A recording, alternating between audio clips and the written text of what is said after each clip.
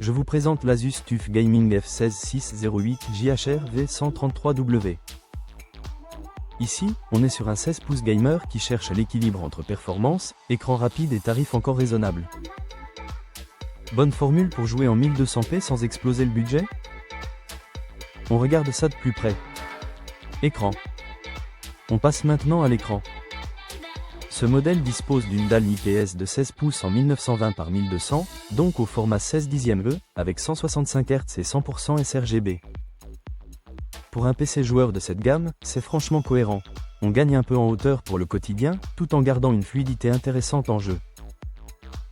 En revanche, avec 300 nits, on reste sur un affichage pensé avant tout pour l'intérieur. Processeur. À présent, examinons le microprocesseur. L'Intel Core i5-13450HX est une puce de génération Raptor Lake avec 10 cœurs au total, dont 6 P-core et 4e core pour 16 threads. Il intègre une partie graphique Intel UHD très basique et, sur cette génération, pas de NPU dédié. Face à des processeurs plus récents Core Ultra, il est moins moderne sur la partie IA, mais il reste solide pour accompagner une carte graphique dédiée dans un portable gamer milieu de gamme. Partie graphique. Qu'en est-il du jeu? Asus annonce sur la série TUF Gaming F16 une GeForce RTX 5050, laptop configuré jusqu'à 115 watts, avec 8 Go de GDDR7. L'intérêt, c'est une base plus sérieuse qu'une petite RTX d'entrée de gamme, avec l'écosystème Blackwell et le DLSS 4. Dit simplement, ce TUF vise une expérience de jeu fluide en 1200p, avec des réglages à adapter selon les titres.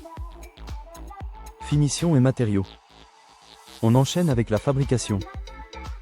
La gamme TUF F16 met clairement l'accent sur la robustesse plutôt que sur le raffinement, avec certification 1000 STD 810H et châssis majoritairement en plastique. Les retours de test vont dans ce sens. Laptop Media parle d'un châssis militaire, d'un refroidissement efficace et d'un positionnement pratique, tandis que Notebook Check décrit un ensemble solide avec un bon écran, sans chercher le côté premium d'un ROG plus cher. En clair, c'est un portable pensé pour durer et encaisser, pas pour impressionner par les matériaux. Configuration et prix. Terminons par l'équipement et le prix. Les 16 Go de DDR5 et le SSD de 1 Teraoctet sont bien vus, surtout à ce niveau tarifaire. En revanche, les 2 slots mémoire sont déjà occupés et la capacité maximale annoncée reste de 16 Go, donc pas de vraie marge d'évolution en RAM sur cette référence. Son prix de lancement est affiché à 1249 €. Je trouve l'ensemble assez cohérent si vous cherchez un gamer 16 pouces sérieux, bien équipé en stockage, avec Windows 11 Pro.